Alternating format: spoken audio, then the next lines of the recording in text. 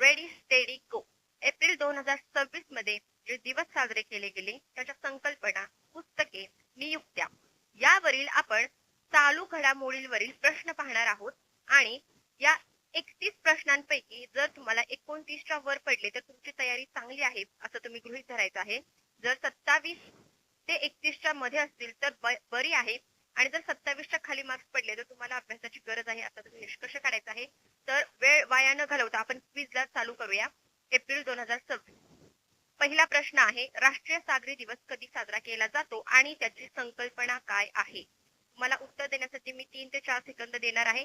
तुम्ही उत्तर निवडल्यानंतर जर तुमचं उत्तर बरोबर असेल तर तुम्ही स्वतःला 1 गुण द्यायचा आहे, आणि जर उत्तर चुकीचं असेल तर 0 गुण द्यायचा आहे. सांगा उत्तर. राष्ट्रीय सागरी दिवस 5 एप्रिल, आणि थीम काय आहे त्याची? Maritime India empowering progress. बघा, आता हे तुम्ही लक्षात कसं ठेवू शकता.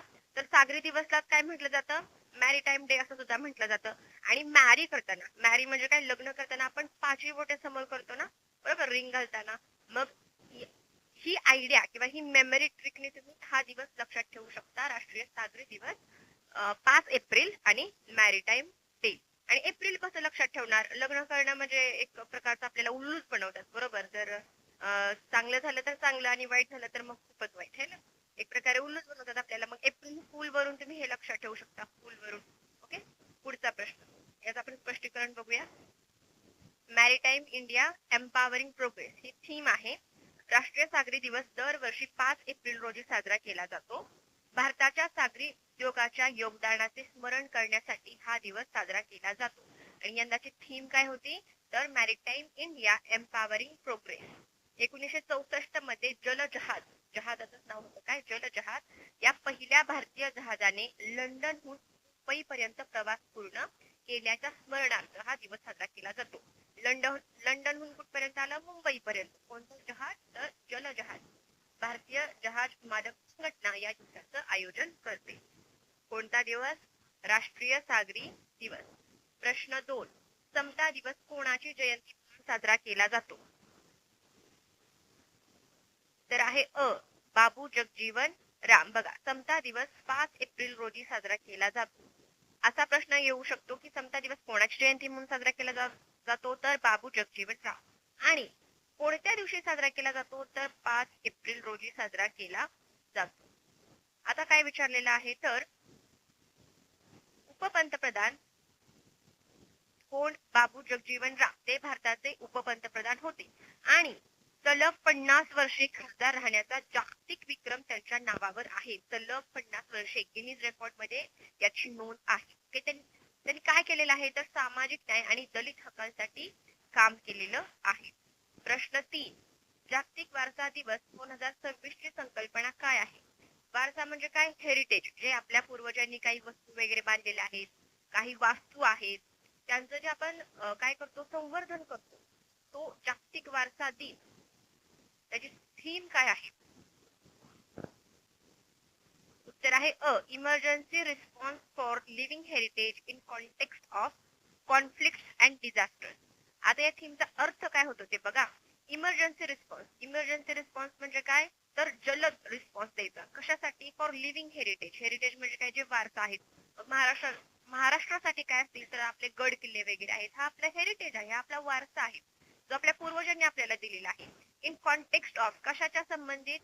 Conflict and disaster. जे काय आता वॉर्स वगैरे होत आहेत, युद्ध वगैरे होत आहेत, डिझास्टर, नैसर्गिक आपत्तीच्या काळात वगैरे आपल्याला काय करायचं आहे? त्याचं संवर्धन करायचं आहे. ओके. आता स्पष्टीकरण बघूया आपण. जागतिक वारसा दिवस 18 एप्रिल रोजी साजरा केला जातो. असाही प्रश्न येऊ शकतो की जागतिक वारसा दिवस कोणत्या दिवशी साजरा केला जातो? तर 18 एप्रिल. तुम्ही 18 एप्रिल कसं लक्षात ठेवणार? तर आत्ताच मला 18 वर्ष पूर्ण झालेत आणि त्या निमित्तानं तुम्ही ट्रिपला जाताय.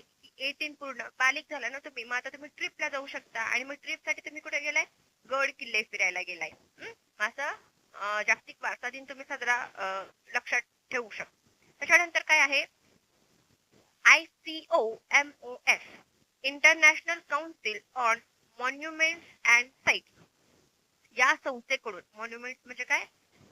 जे वास्तू वगैरे आहेत त्या मॉन्युमेंट्स, आणि साइट्स, जी स्थळ वगैरे आहेत प्राचीन काळातली, ते संवर्धन करणारी ही संस्था आहे इंटरनॅशनल काउन्सिल. ओके. 1972 मध्ये युनेस्कोने वारसा स्थळांच्या संरक्षणासाठी जागतिक वारसा परिषद स्वीकारली होती. संकल्पना संघर्ष व आपत्तीच्या पार्श्वभूमीवर सांस्कृतिक वारशाच्या संरक्षणावर भर देते, हे मी तुम्हाला सांगितलेलं आहे.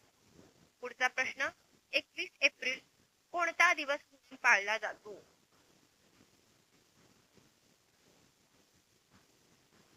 तर आहे राष्ट्रीय नागरी सेवा दिवस. 21 एप्रिल. आपण 21 ला हिंदीमध्ये काय म्हणतो? 21. मग 21 कोणाला द्यायचे? राष्ट्रीय नागरी सेवांना. म्हणून तुम्ही त्याची तयारी करताय ना सिव्हिल सर्व्हिसेसची.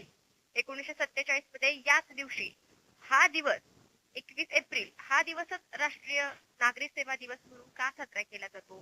तर सरदार वल्लभभाई पटेल यांनी दिल्लीत मेटकाफ हाऊस येथे प्रशासकीय अधिकाऱ्यांना संबोधित करताना नागरी सेवकांना भारताची पोलादी चौकट असं संबोधलेलं होतं. हे वाक्य खूप फेमस आहे की भारताची पोलादी चौकट असं नागरी सेवकांना कोणी संबोधलं होतं? तर सरदार वल्लभभाई पटेल यांनी. ओके. यंदाची संकल्पना होती विकसित Bharat, citizen centric governance and development at the last माइल. संकल्पनेचा अर्थ लक्षात घ्या. विकसित भारत हे तर कळतंय. सिटीजन सेंट्रिक म्हणजे काय? सिटीजन म्हणजे काय? नागरिकांच्या प्रती. गव्हर्नन्स शासन आणि डेव्हलपमेंट ऍट द लास्ट माइल शेवटच्या गल्ली बोळापर्यंत, शेवटपर्यंत ऍट द लास्ट याचा अर्थ होतो. अजून एक प्रश्न म्हणू शकतो की भारतीय नागरी सेवांचे जनक कोणाला म्हटले जाते? सांगा. माहित आहे तुम्हाला चार्ल्स कॉर्नवॅलिस यांनी फोर्ट विल्यम इथे नागरी सेवांचं काय केलं होतं? सुरुवात केलेली होती त्याचं शिक्षण देण्यासाठी. त्याच्यामुळं चार्ल्स कॉर्नवॅलिस यांना काय म्हटलं जातं? भारतीय नागरी सेवांचे जनक असं म्हटलं जातं. बघा 3-4 प्रश्न याच्यामध्ये तयार होत आहेत. पुढचा प्रश्न, जागतिक लसीकरण सप्ताह 2026 ची संकल्पना काय आहे? जागतिक लसीकरण सप्ताह. निवडलं उत्तर. येत असेल तर +1, येत नसेल तर 0. For every generation vaccine work. बरोबर ना? फॉर एव्हरी जनरेशन, प्रत्येक जनरेशन साठी वॅक्सिन वर्क करते. कधी सप्ताह साजरा केला गेलाय? 24 ते 30 एप्रिल दरम्यान तो साजरा केला गेलाय. कोण आयोजन करतं याचं? तर जागतिक आरोग्य संघटना याचं आयोजन करतं. आणि लसीकरणाबाबत जनजागृती करणं हा याचा मुख्य उद्देश आहे. फॉर एव्हरी जनरेशन, प्रत्येक जनरेशन साठी वॅक्सिन वर्क करतं. पुढचा प्रश्न आहे, जागतिक आरोग्य दिवस कधी साजरा केला जातो? उत्तर आहे 7 एप्रिल. बरोबर. जागतिक आरोग्य दिवस. जर आपण सगळ्या गोष्टींना जसं की चांगला आहार, चांगला व्यायाम, चांगलं वागणं बोलणं पण आपल्या मानसिक आरोग्याशी रिलेटेड आहे. बरोबर. हे जर आपण सगळं साथ घेऊन चालू, सोबत साथ घेऊन चालू तर आपलं आरोग्य चांगलं राहील. मग 7 एप्रिल 7 सोबत सगळं घेऊन चालू तर आरोग्य चांगले राहील. आणि कोण आयोजित करतं? तर WHO. पण WHO च्या स्थापनेच्या स्मरणार्थ हा साजरा केला जातो. कधी स्थापना झाली WHO ची?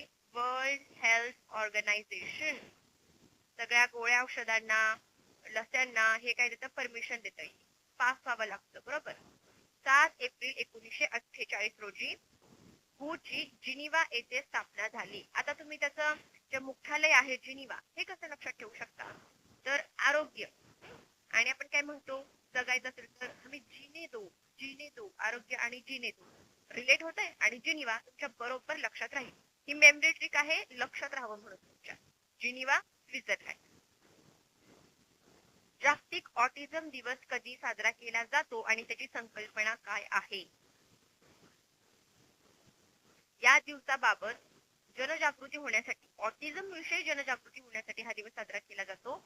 उत्तर आहे 2 April. Autism and humanity, every life has value. जागतिक ऑटिझम जनजागृती दिवस 2 एप्रिल रोजी साजरा केला जातो. संयुक्त राष्ट्राच्या आमसभा म्हणजे काय? जनरल असेंब्लीने 2007 मध्ये हा दिवस साजरा करण्याचा ठराव मंजूर केला आणि ऑटिझम स्पेक्ट्रम डिसऑर्डर विषयी जनजागृती निर्माण करणे हा याचा उद्देश आहे. आणि संकल्पना काय आहे? तर ऑटिझम अँड ह्युमॅनिटी. एखाद्या व्यक्तीला ऑटिझम असला तुम्ही त्याच्या सोबत गैरव्यवहार वागणूक करू शकत नाही. ह्युमॅनिटी पाहिजे, बरोबर, माणुसकी पाहिजे. एव्हरी लाईफ हॅज व्हॅल्यू, प्रत्येक जीवाला एक किंमत आहे, व्हॅल्यू आहे. पुढचा प्रश्न आहे, जागतिक हिमोफिलिया दिवस कधी साजरा केला जातो आणि त्याची संकल्पना काय आहे?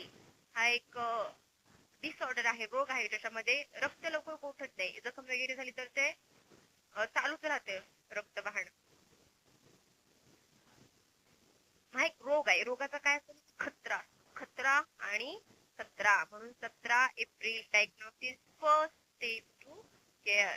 बघा, 17 April diagnosis first step to care हा दिवस 17 एप्रिल रोजी साजरा केला जातो. आणि कोण करतो तर वर्ल्ड फेडरेशन ऑफ हिमोफिलिया चे संस्थापक फ्रँक शॉबेल यांच्या जन्मदिनानिमित्त हा साजरा केला जातो. हा एक अनुवंशिक रक्तस्राव विकार आहे. अनुवंशिक म्हणजे काय? एका पिढीकडून दुसऱ्या पिढीकडे तो जाऊ शकतो. फ्रँक शॉबेल यांनी वर्ल्ड फेडरेशन ऑफ हिमोफिलिया ही स्थापन केली आणि त्याचा जन्मदिवस 17 एप्रिल हा दिवस हिमोफिलिया डे म्हणून साजरा केला जातो. पुढचा प्रश्न आहे, जागतिक वसुंधरा दिवस कधी साजरा केला जातो आणि त्याची संकल्पना. आता हे तर तुम्हाला माहित असेल, वसुंधरा 22 एप्रिलला साजरा केला जातो. त्याची संकल्पना काय आहे? आवर पॉवर आवर प्लॅनेट. आपलं प्लॅनेटच काय? आपली पॉवर आहे. आता तुम्ही वसुंधरा दिवस कसा लक्षात ठेवणार? तर बघा, कधी साजरा केला जातोय? 22 एप्रिलला. 22 म्हणजे बॅलन्स, बरोबर, सगळं बॅलन्स मध्ये 22, 2 2 2 3 पण नाहीये, 2 4 पण नाहीये, 2 2च आहे, बॅलन्स आहे. जर आपण सगळ्या गोष्टींचा बॅलन्स्ड वापर करू तरच आपली अर्थ चांगली राहणार आहे, आपली पृथ्वी चांगली राहणार आहे, बरोबर. आता खूप प्रदूषण वगैरे होतंय, किती काय काय संकट येत आहेत, ग्लोबल वॉर्मिंग वगैरे चालू आहे. का चालू आहे? तर आपण बॅलन्स नैसर्गिक साधनांचा वापर केलेला नाही, बरोबर. मग बॅलन्स 22 अर्थ असं लक्षात ठेवा. आणि अर्थ आपलीच पॉवर आहे, राहतंय लक्षात. याची सुरुवात 1970 मध्ये अमेरिकेचे सिनेटर गॅलार्ड नेल्सन यांनी केलेली आहे. आणि पर्यावरण संरक्षणाबाबत जनजागृती करणे हा या दिवसाचा उद्देश आहे. पुढचा प्रश्न, राष्ट्रीय पंचायत राज दिवस कधी साजरा केला जातो? हा IMP आहे. बघा, राष्ट्रीय पंचायत राज दिवस कधी साजरा केला जातो? 24 एप्रिल. बघा, 24 एप्रिल राष्ट्रीय पंचायत राज दिवस. आणि 1993 मध्ये याच दिवशी, मग 24 एप्रिललाच का साजरा केला जातो? तर 1993 मध्ये याच दिवशी 73वी घटना दुरुस्ती अंमलात आली आणि ज्यामुळे पंचायत राज संस्था म्हणजे काय, ग्रामपंचायत असेल, जिल्हा परिषद असेल, ओके, तालुक्यावरची जी असते तहसीलदार ती असेल, पंचायती राज, या संस्थांना घटनात्मक दर्जा म्हणजे संविधानात स्थान मिळालं. कधी? 24 एप्रिलला. तुम्हाला एक असाही प्रश्न विचारला जाऊ शकतो की पंचायत राज चे शिल्पकार कोणाला म्हटलं जातं? कोणाला म्हटलं जातं? तर बलवंतराय मेहता कमिटी. पहिली ही कमिटी स्थापन झालेली होती आणि यांच्या जे सल्ले होते त्याच्यानुसार पंचायत राज काय झालेली होती, ही व्यवस्था संविधानामध्ये पण त्याला दर्जा प्राप्त झालेला होता. ओके, मग बलवंतराय मेहता लक्षात ठेवा, पंचायत राजचे शिल्पकार. पुढचा प्रश्न, जागतिक मलेरिया दिवस आणि त्याची संकल्पना काय आहे? 25 एप्रिल, बरोबर. 25 April, driven to end malaria, now we can, now we must. 25 April malaria दिवस, ओके. आणि driven to end malaria, driven म्हणजे काय? सुचताय किंवा चालू केलंय आम्ही, एंड मलेरिया, मलेरिया एंड करायला. नाव वी कॅन, आम्ही आता करू शकतो. आणि नाव वी मस्ट, आपण हे केलंच पाहिजे. 25 एप्रिल. बघा, 24 एप्रिलला काय आहे? जागतिक पंचायती राज दिवस. आणि मग तुम्ही पंचायतीमध्ये गेलेला आहे आणि तुम्हाला खूप मलेरियाचे मच्छर दिसत आहे, त्याच्यावरून तुम्ही हे 2 दिवस लक्षात ठेवा, 24-25, पंचायती राज आणि मलेरिया. पंचायतीमध्ये गेल्यानंतर तुम्हाला खूप मलेरियाचे मच्छर दिसत आहे. ने 2007 मध्ये हा दिवस साजरा करण्यासाठी सुरुवात केली. मलेरिया हा अॅनोफिलिस डासाच्या मादी मार्फत पसरणारा आजार आहे. असाही तुम्हाला प्रश्न येऊ शकतो की मलेरिया हा जो रोग आहे तो कोणाच्या मादी मार्फत पसरणारा आहे? कोणत्या डासाच्या? तर अॅनोफिलस डास. लक्षात ठेवा. पुढे, जागतिक बौद्धिक संपदा दिवस कधी साजरा केला जातो? बौद्धिक संपदा, इंटलेक्चुअल प्रॉपर्टी, बौद्धिक संपदाचा अर्थ होतो जे पेटंट्स वगैरे घेतले जातात, कॉपीराइट्स घेतले जातात, ती बौद्धिक संपदा आहे. ओके, कधी 26 April. IP and sports ready set and innovate संकल्पना आहे. बघा आता तुम्ही हे कसं लक्षात ठेवू शकता, तर 24 काय आहे, पंचायत राज दिवस. 25 काय आहे, मलेरिया दिवस. 26 काय आहे, IP डे, इंटेलेक्च्युअल प्रॉपर्टी दिवस, बौद्धिक संपदा. मग तुम्ही 24 पंचायतीमध्ये गेला, तिथे तुम्हाला मलेरियाचा मच्छर दिसला आणि तुम्ही त्याच्यावरचं औषध शोधून काढलं आणि त्याच्यावरचं काय घेतलं, पेटेंट घेतलं. 24 तुम्ही पंचायतीमध्ये गेला, तिथे तुम्हाला मच्छर दिसला आणि त्याच्यावर तुम्ही औषध शोधून काढलं, लस शोधून काढली आणि तिथे तुम्ही पेटेंट घेतलं. आज तुम्हाला 24, 25, 26 हे तीनही दिवस लक्षात राहतील एप्रिल महिन्याचे. ओके, WIPO विपो जागतिक बौद्धिक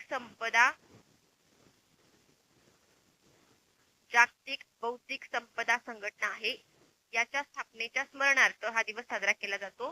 याची स्थापना झालेली होती 26 एप्रिल 1970 जिनिव्हा येथे. बघा जिनिव्हा येथे अजून एक संस्था स्थापन झालेली होती. कोणती होती ती, WHO हू. ती 1948 मध्ये स्थापन झालेली होती. ओके, पुढचा प्रश्न. We the people of India. आता हे पुस्तक आहे, या पुस्तकाचे लेखक कोण आहेत हे तुम्हाला सांगायचं आहे. We the people of India decoding a nation symbols. यांनी या पुस्तकामध्ये जे आपले वेगवेगळे नॅशनल सिम्बॉल्स आहेत त्याचं माहिती सांगितली आहे, ते डिकोड केलेले आहेत. कोण आहेत हे लेखक, TM कृष्णा.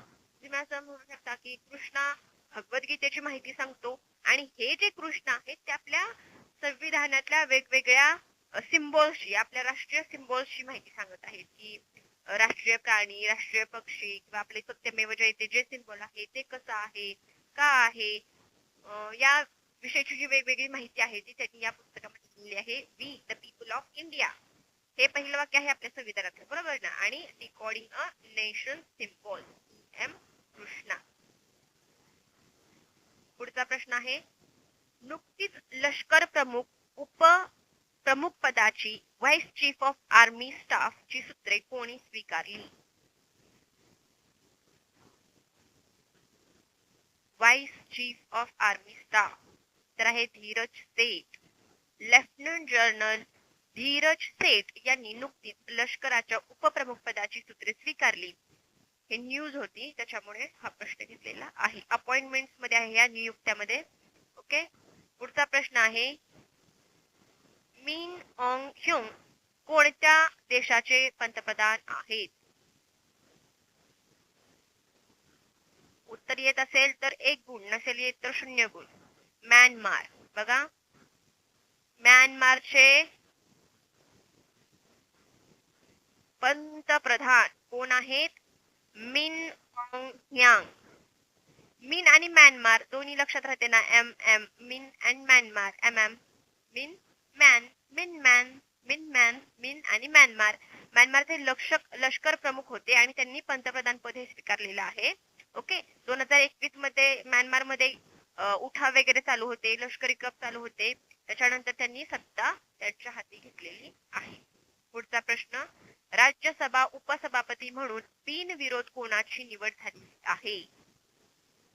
आणि ते तिसऱ्यांदा झालेले आहेत. तुम्हाला ऑप्शन कळतच असेल, हरिवंश नारायण सिंग तिसऱ्यांदा त्यांची बिनविरोध निवड झालेली आहे राज्यसभेचे उपसभापती. आणि सभापती कोण असतं, राज्यसभेचं जे उपराष्ट्रपती असतात ते ऑटोमॅटिकच राज्यसभेचे सभापती असतात. सलग तिसऱ्यांदा काय झालेले आहे, त्यांची बिनविरोध निवड झालेली आहे. ते कोणत्या जनता दल युनायटेड पक्षाचे खासदार आहेत. राज्यसभेचे सभापती पद उपराष्ट्रपतींकडे असते. बघा इथे दिलेलेच आहे, राज्यसभेचे सभापती पद उपराष्ट्रपतींकडे असते, तर उपसभापती सभागृहाचे कामकाज सभापतींच्या अनुपस्थित सांभाळतात. प्रश्न 17, नुकतीच अशोक कुमार लहरी यांची कशाचे उपाध्यक्ष म्हणून नियुक्ती झालेली आहे. अशोक कुमार लहरी. निवडलं उत्तर, उत्तर आहे नीती आयोग. आता मला CEO कोण आहेत नीती आयोगचे ते सांगा. निधी छिब्बर. बघा इथे दिलेलेच आहे. अर्थतज्ञ अशोक कुमार लहरी यांची नीती आयोगाच्या उपाध्यक्षपदी नियुक्ती करण्यात आली आहे. आणि नीती आयोगाचे पदसिद्ध अध्यक्ष कोण असतात तर पंतप्रधान आणि सीईओ कोण आहेत तर निधी छिप्पर. 3 प्रश्न तयार होतात. उपाध्यक्ष कोण आहेत लहरीजी, अशोक लहरीजी. सीईओ कोण आहेत निधी छिप्पर आणि अध्यक्ष कोण असतात पीएम नरेंद्र मोदीजी. नुकत्याच चर्चेत असलेल्या न्यायमूर्ती लिसा गिल कोणत्या उच्च न्यायालयाच्या पहिल्या महिला मुख्य न्यायाधीश बनलेल्या आहेत. प्रश्न महत्वाचा का ठरतो तर एकतर पहिल्या आहेत बरोबर. न्यायमूर्ती लिसा गिल कोणत्या उच्च न्यायालयाच्या पहिल्या मुख्य न्यायाधीश बनलेल्या आहेत. उत्तर आहे आंध्र प्रदेश उच्च न्यायालय. न्यायमूर्ती लिसा गिल या आंध्र प्रदेश उच्च न्यायालयाच्या पहिल्या महिला मुख्य न्यायाधीश बनलेल्या आहेत. भारतीय राज्यघटनेच्या अनुच्छेद 217 नुसार उच्च न्यायालयाच्या न्यायाधीशांची नियुक्ती राष्ट्रपती करतात. बघा याच्यामध्ये सुद्धा 3 प्रश्न तयार होत आहेत की लिसा गिल या कोणत्या उच्च न्यायालयाच्या पहिल्या मुख्य न्यायाधीश बनलेल्या आहेत आंध्र प्रदेश. त्याच्यानंतर भारतीय राज्यघटनेच्या अनुच्छेद म्हणजे काय आर्टिकल किती नुसार उच्च न्यायालयाच्या न्यायाधीशांची नियुक्ती होते तर 217. ओके. आणि त्यांची नियुक्ती कोण करतात तर राष्ट्रपती. असे 3 प्रश्न तयार होत आहेत. ऑस्ट्रेलियन सैन्याच्या पहिल्या महिला प्रमुख कोण आहेत. आतापर्यंत ऑस्ट्रेलियन जे सैन्य आहे त्याच्यामध्ये कोणतीच महिला प्रमुख अशी नियुक्ती झालेली नव्हती. पण पहिल्यांदाच एक महिला ऑस्ट्रेलियन सैन्याची प्रमुख झालेली आहे. तर त्यांचं नाव आहे सुसान कोयल. सुसान कोयल या ऑस्ट्रेलियन सैन्याच्या इतिहासातील पहिल्या महिला प्रमुख ठरलेल्या आहेत. आणि जगभरातील अनेक देशांच्या संरक्षण दलांमध्ये अनेक महिलांना उच्च पदांवर नियुक्त करण्यात येतं. पण ऑस्ट्रेलियामध्ये सुसान यांनी पहिल्या महिला झालेल्या आहेत. सुसान आणि ऑस्ट्रेलिया काही संबंध तुम्हाला जोडता येते का. कोयल ऑस्ट्रेलियन, कोयला ऑस्ट्रेलिया कुठे आपण कोयला आणतो का नाही. पण बघा तुम्हाला जर हे माहित असेल की पीच ब्लॅक एक एक्सरसाइज आहे मिलिटरीची. पीच ब्लॅक ऑस्ट्रेलिया अरेंज करते पीच ब्लॅक. ही जी पीच ब्लॅक आहे ती ऑस्ट्रेलिया सैन्य आयोजित करतं. आणि सुसान कोळसा पण त्या कोयलवरून कोळसा लक्षात द्या. कोळसा पण कसं पीच ब्लॅक कोयल पीच ब्लॅक आणि ऑस्ट्रेलिया पीच ब्लॅक. जर तुमच्या लक्षात राहिलं मेमरी मध्ये राहिलं ऍज अ ट्रिक म्हणून तुम्ही लक्षात ठेवा. पुढचा प्रश्न आहे मंगोलिया आणि इराकच्या पंतप्रधानांची नावे अनुक्रमे सांगा. या महिन्यातच यांची नियुक्ती झालेली आहे मंगोलियाच्या आणि इराकच्या पंतप्रधानांची. तर तुम्ही त्यांची नावं सांगायची आहेत. बघा जे हे ओसेर आहेत ते मंगोलियाचे पंतप्रधान झालेले आहेत आणि निझार अमिदी हे इराकचे पंतप्रधान झालेले आहेत. एमपीएससी हे अशा प्रकारच्या आंतरराष्ट्रीय राजकारणातील नियुक्त्या बऱ्याचदा विचारतं. त्याच्यामुळे हा क्वेश्चन निघलेला आहे. निझार अमिदी. आता हे निझार अमिदी नाव आणि इराकचे पंतप्रधान तुम्हाला ते काय होते थोडस हे होतंय रिलेट होते. निझार अमिदी झार आणि इरा काय लक्षात येते का तुमच्या बघा मेमरी ट्रिक. आणि उचराल न्याम ओसेर हे मंगोलियाचे पंतप्रधान झालेले आहेत. तर चायनीज नाम आहे बघा न्याम ओसेर मंगोलिया. न्याम वरून नाम काय आहे मँगो. लक्षात ठेवू शकता. हंगेरी आणि बल्गेरियाच्या पंतप्रधानांची नावे सांगा.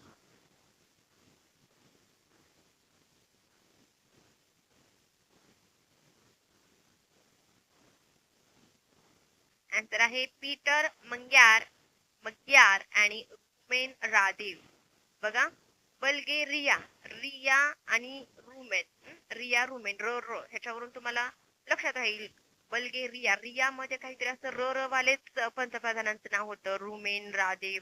आणि पीटर मग्यार हे हंगेरीचे पंतप्रधान झालेले आहेत. पीटर मग्यार तुम्हाला लक्षातच ठेवावं लागेल. मोसादच्या नवीन प्रमुखांचे नाव काय आहे. हे काय आहे मोसाद तर इस्रायलची आपली जशी रॉ आहे तशीच इस्रायलची काय आहे मोसाद आहे. इंटेलिजन्स संस्था बरोबर आहे. गोफमन बरोबर रोमन गोफमन जे आहेत गोफमन हे काय झालेले आहेत, यांची इस्रायलची जी गुप्तचर संघटना आहे मोसाद याच्या प्रमुखपदी नियुक्ती करण्यात आलेली आहे आणि ही इस्रायलची प्रमुख परराष्ट्र गुप्तचर संस्था आहे. माहिती काढायची, गुप्तचर, गोफमन आणि गुप्तचर हे लक्षात राहते बघ, गोफमन आणि गुप्तचर. पुढचा प्रश्न आहे, इंडिया फार्मा 2026 परिषद नवी दिल्ली येथे आयोजित करण्यात आली होती. तर हे तुम्हाला सांगितले की इंडिया फार्मा ही 2026 ची परिषद आहे. फार्मा म्हणजे काय, फार्मसी, गोळ्या, औषधा याच्याशी रिलेटेड नवी दिल्ली येथे आयोजित करण्यात आली. त्याची संकल्पना काय आहे? Discover in India leapfrogging life sciences innovation. या थीमचा काय आहे ते पहिल्यांदा. डिस्कवर इन इंडिया म्हणजे इंडियामध्येच काय लावा, शोध लावा. आणि लीप फ्रॉगिंग म्हणजे काय, बेडुकडी. लीप फ्रॉगिंग म्हणजे डायरेक्ट मोठी झेप घ्या. कशामध्ये? Life sciences innovation. इनोव्हेशन म्हणजे काय, शोधच लावायचे लाईफ सायन्सेस मध्ये, औषध निर्माण विभाग. बरोबर. इंडिया फार्मा नवी दिल्ली येथे यांनी परिषद आयोजित केली. रसायन आणि खत मंत्रालया अंतर्गत. तुम्हाला वाटेल की मिनिस्ट्री ऑफ हेल्थ आहे, आरोग्य मंत्रालय आहे, पण नाही. जे रसायन, केमिकल आणि फर्टिलायझर मंत्रालय आहे, रसायन आणि खत मंत्रालय यांच्या मार्फत ती आयोजित केली जाते. कोणतं डिपार्टमेंट आहे? डिपार्टमेंट ऑफ फार्मास्युटिकल, औषध निर्माण विभाग. भारताच्या औषध निर्माण उद्योगाला जागतिक स्तरावर चालना देणे हा परिषदेचा उद्देश. पुढचा प्रश्न, मिशन मित्र खालीलपैकी कोणत्या संस्थेचे आहे? मित्र, इस्रो. त्र बघा, इस्रो मध्ये पण त्र आहे, मित्र मध्ये पण त्र. मिशन मित्र. मित्रचा लॉंग फॉर्म काय होतो बघा, मित्र. M for mapping, I for interoperable, T for trade and response assessment. Mission मित्र, mapping of interoperable trade and response assessment हे इस्रोचे मिशन आहे. आणि आपत्ती व्यवस्थापनासाठी उपग्रह डेटाचा वापर करणे. बघा लक्षात घ्या, आपत्ती व्यवस्थापनासाठी. आपत्ती व्यवस्थापन म्हणजे काय, जे सगळे डिझास्टर येतात, नैसर्गिक असतील, भूकंप वगैरे असतील किंवा मग मानव निर्मित असतील, याच्या व्यवस्थापनासाठी जे सॅटेलाइट डेटाचा वापर करून विविध यंत्रणांचे समन्वय वाढवणे हा या मिशनचा उद्देश आहे. मग आपल्यासाठी ते मित्रासारखंच काम करते ना, की आपल्याला संकटातून बाहेर काढते. बरोबर, मित्र आपल्याला संकटातून बाहेर काढतो, मिशन मित्र. पुढचा प्रश्न, नारी शक्ती वंदना संमेलन 2026 कुठे पार पडले? नारी शक्ती वंदन संमेलन मुंबई. आपली मुंबई काय करते?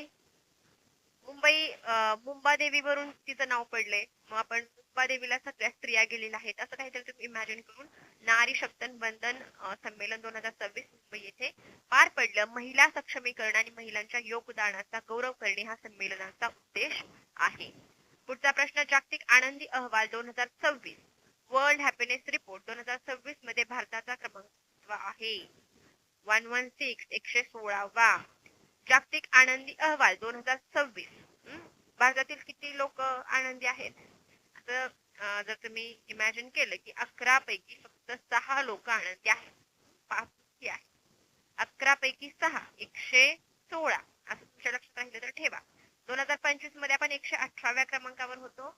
आणि या अहवालात पहिल्यांदा कोण आहे? फिनलँड. दुसऱ्यांदा कोण आहे? आयर्लंड. बघा, फिनलँड, आयर्लंड, डेन्मार्क आणि अफगाणिस्तान सर्वात दुःखी देश ठरलेला आहे. जसं तिथलं शासन आहे आणि जेवढी तिथली महिलांची वाईट अवस्था आहे त्याच्यावरून तो सगळ्यात दुःखी देश ठरलेला आहे. आता फिनलँड, फिन्स कोणाला असतात रे? माशाला असतात ना. आणि पाण्यामध्ये पोहताना त्याला खूप आनंद होतो. याच्यावरून तुम्ही लक्षात काय ठेवू शकता? फिनलँड पहिल्यांदा आहे. आणि आनंदी राहायचं असेल तर डोक्यावर बर्फ ठेवावा लागतो. बरोबर, आईसलँड. मग पाण्यात पोहताना खूप आनंद येतो म्हणून फिनलँड पहिल्यांदा आहे. आनंदी राहायचे असेल तर डोक्यावर बर्फ ठेवा, आयर्लंड दुसऱ्यांदा आहे. आणि जे माणसं गुहेत राहतात त्यांना बाहेर दुःख वगैरे कायच माहित असेल, डेन्मार्क. म्हणजे काय? गुहा. मग डेन्मार्क तिसऱ्यांदा आहे. असं तुमच्या लक्षात. पुढचा प्रश्न आहे, IQ एअर रिपोर्ट 2026 मध्ये भारताचा क्रमांक ओळखा. आता याच्यामध्ये आपला चांगला क्रमांक असणार आहे कारण की जे वाईट इंडेक्स असतात ना त्याच्यामध्ये भारत जरा चांगल्या क्रमांकावर असतो. IQ एअर रिपोर्ट इंडेक्स, आपली एअर कशी आहे आपल्याला माहितच नाही. बरोबर, 6व्या क्रमांकाला आहे. त्याच्यामध्ये खूप छान की जिथं सगळं दूषित वगैरे आहे IQ एअर रिपोर्ट 2026 नुसार वायू प्रदूषणाच्या बाबतीत आपण 6व्या क्रमांकावर आहोत. बघा आता तुम्ही लक्षात ठेवू शकता वायू प्रदूषण आणि 6वा क्रमांक. तुमच्या देशामध्ये वायू प्रदूषण आहे? छे नाही. छे छे वरून 6. हिंदीमध्ये आपण 6ला छे म्हणतो का नाही? तुमच्या देशामध्ये वायू प्रदूषण आहे? छे कुठं? आमच्या देशामध्ये वायू प्रदूषण आहे. छे वरून 6 लक्षात ठेवा. आणि जगातील सर्वात प्रदूषित 4 शहरांपैकी 3 शहरं भारतात आहेत. कोणती आहेत? तर ती आहेत बर्निहाल दिल्ली आणि चौथी हे लोणी आहे. लोणी उत्तर प्रदेश मधील लोणी हे शहर आहे, गाव आहे, सिटी आहे. लोणी यूपी हे सगळ्यात प्रदूषित शहर आहे भारतात. सगळ्यात प्रदूषित लोणी. त्याच्यानंतर आहे दिल्ली आणि बर्निहाल हे मेघालयामध्ये आहे आणि हे दिल्ली. आणि जर असा प्रश्न विचारला की जगातील सर्वात प्रदूषित राजधानी कोणती, तर ती आहे आपली दिल्ली. दिलवालों की दिल्ली. दिलवाला काय झालं? दिल प्रदूषित झालंय. दिलवाली दिल्ली. पुढचा प्रश्न, शिवाजी कोण होता या पुस्तकाचे लेखक कोण आहे? आन्सर आहे गोविंद पानसरे. हे या पुस्तकाचे लेखक आहेत. हे ज्येष्ठ विचारवंत आणि सामाजिक कार्यकर्ते आहेत. या पुस्तकात छत्रपती शिवाजी महाराजांच्या धर्मनिरपेक्ष व पुरोगामी कार्याचा वेध घेतलेला आहे. महाराज ओके, धर्मनिरपेक्ष आणि पुरोगामी कार्याचा वेध. आपले महाराष्ट्र धर्मनिरपेक्ष होते, ते सगळ्या धर्मांना समान मानायचे. पुरोगामी होते म्हणजे आधुनिक विचारांचे होते. ते त्या तो जो वेळ होता त्या वेळेच्या पुढचा विचार होता. त्या पुरोगामी कार्य. गोविंद पानसरे. पानानं पुस्तक लिहिले हे असं आपण तुम्ही इमॅजिन करा. पाण्याच्या देठानं पुस्तक लिहिले छत्रपती शिवाजी महाराजांनी. ओके, पुढचा प्रश्न, द भिडेवाडा लीगल बॅटल या पुस्तकाचे लेखक कोण? भिडेवाडा लीगल बॅटल, कोणतरी ऍडव्होकेट असणार आहेत. लीगल बॅटल आहे म्हटल्यानंतर उत्तर आहे advocate Nisha Dabhade Chavan. The Bhidewada आणि दाभाडे, भिडे भाडे. फक्त लक्षात राहण्यासाठी मेमरी ट्रिक खूप छान आहे. तुम्हाला जर क्वेश्चन विचारला गेला पेपर मध्ये की the Bhidewada the legal battle या पुस्तकाचे लेखक कोण आहेत, आणि जेव्हा तुम्ही ऑप्शन्स बघता, पर्याय बघता, आणि तेव्हा दाभाडे असं जेव्हा तुम्ही वाचता तेव्हा क्लिक होतं. हा मॅमनी सांगितलेलं होतं की दाभाडे भिडे धड. या पुस्तकाचे लेखक बघितले तुम्ही सावित्रीबाई फुले व महात्मा फुले यांनी पुण्यातील भिडेवाडा येथे सुरू केलेल्या पहिल्या मुलींच्या शाळेसंदर्भातील कायदेशीर लढ्यावर हे पुस्तक आधारित आहे. ओके, आपले 29 प्रश्न संपलेले आहेत आणि या व्हिडिओमध्ये 29 प्रश्न होते. 29 पैकी तुम्हाला किती मार्क्स मिळाले हे तुम्ही मला कमेंट करून सांगायचे आहे. आणि अशाच चालू घडामोडींवरील प्रश्नांसाठी माझ्या सोबत राहा. भेटूया.